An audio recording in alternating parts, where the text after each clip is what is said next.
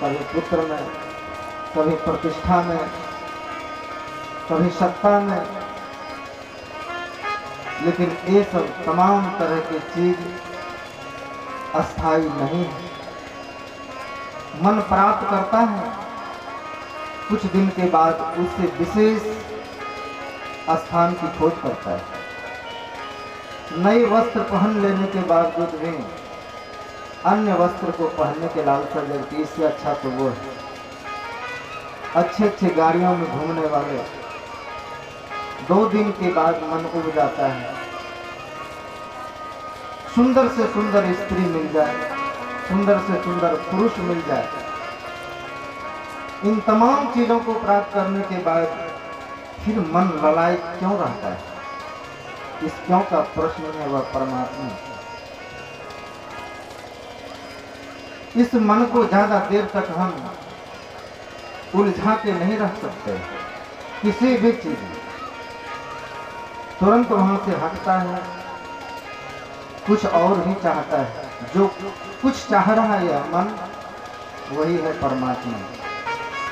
क्योंकि मन अखंड सुख चाहता है, ऐसा सुख चाहता है जो कभी खोए ना, ऐसा आनंद चाहता है जो कभी अपरार्थ ना हो, जो सदैव और सदा से मिलता रहे।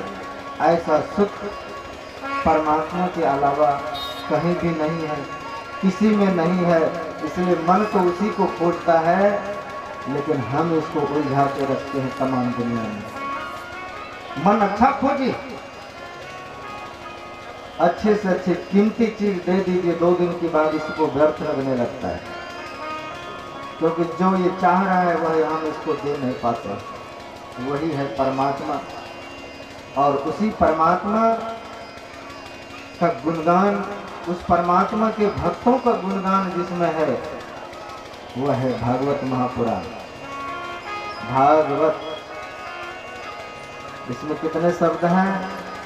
भाव जो भक्ति प्रदान करने वाला, व जो ज्ञान प्रदान करने वाला, वह जो वैराग्य प्रदान करने वाला, और तो जो त्याग प्रदान करता है। ये भागवत का नाम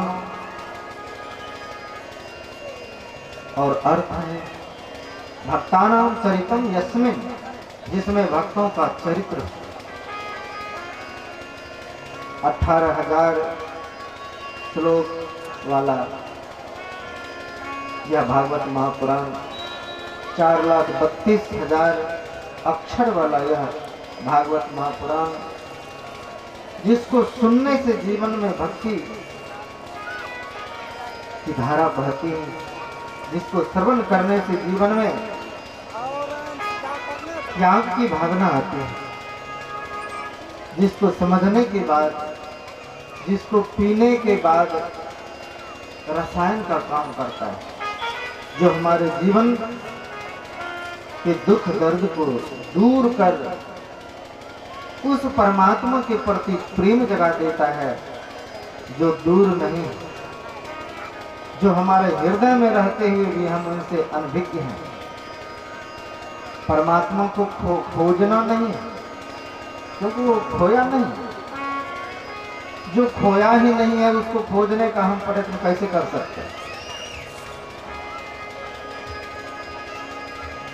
खोजना नहीं, सिर्फ अपने भ्रम को मिटाना है।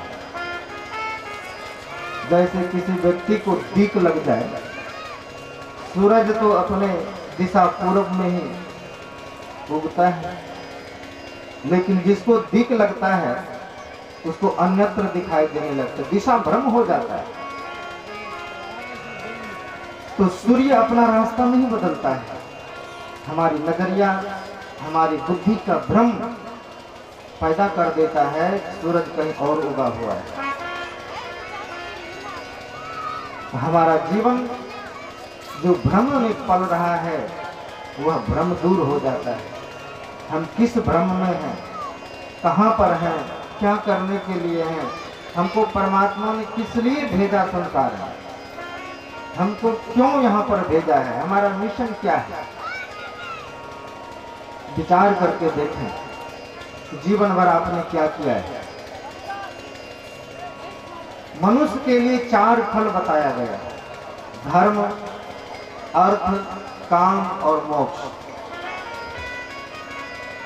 4 फलों में से मनुष्य सिर्फ सुबह से लेकर शाम तक धन कमाता है, फिर सुबह होता फिर धन कमाने के लिए चल पड़ता है।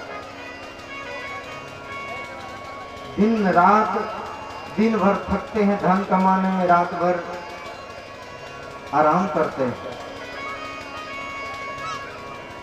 और जीवन का यही एक चर्या हो जाता है, सुबह होते ही काम पे जाना है, दिन भर थकें और रात में फिर आराम करेंगे, फिर दिन में जाएंगे।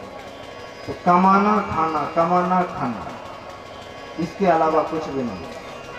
तो मनुष्य शरीर मिला है चारों फल प्राप्त करने के लिए, और हम प्राप्त क्या करते हैं? अर्थ और काम। तो किसी ने बताया कि धराधाम सत्य है, और जब जवानी आया तो पता चला अगर अर्थ और काम सत्य है, जब दुनिया से जनाजा उठने लगा तब जाके पता चला कि राम नाम सत्य। किसी मुर्दे को हम लोग बहुत सुनाते हैं कि राम नाम सत्य है, और वह व्यक्ति बोलता है जिसको राम से कोई लेना देना नहीं, जिसने कभी राम नाम भी ना किया हो, लेकिन जब मुर्दा देह पर आ जाता है कंधे पर, तो राम नाम सत्य है, राम नाम सत्य निकलता है। तो भगवान शिव कहते हैं उस मुर्दे का राख देह पर क्यों लेप कर लेता है, भभूत क्यों लगाता है। आज भी उज्जैन में भगवान शिव पर मुर्दे का राख का अभिषेक होता है। भगवान यही सोचता है कि इस मुर्दे के कारण 4 लोग राम नाम बोले। मुर्दा धन्य है, कम से कम मरने के बाद तो राम नाम बोलवा लिया 4 लोगों से, खुद नहीं बोलते हैं। इसलिए कहा जीते जी राम का उच्चारण कर लीजिए। क्षण भंगुर जीवन की कलिका, कल तात है काल खिले न खिले। मलिया गिर की सूची शीतल मंद सुगंध, समीर मिले न मिले। कलिकाल कुठार लिए फिरता, तन नम्र से चोट झिले न झिले। भजले हरिनाम हरि रचना, फिर अंत समय में हिले न हिले। क्षणभंगुर जीवन की कलिका, संत कहते हैं क्षणभंगुर जीवन की कलिका है, और न जाने कल खिलेगा कि नहीं खिलेगा। कल का सूर्य हम देख पाएंगे कि नहीं देख पाएंगे, कल हम किसी से मिल पाएंगे कि नहीं मिल पाएंगे, यह मुश्किल है।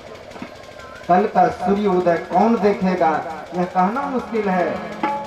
कल हमारा जीवन रूपी कली खिले न खिले, का क्यों? क्षणभंगुर जीवन की कलिका, कल प्रातः काल खिले न खिले।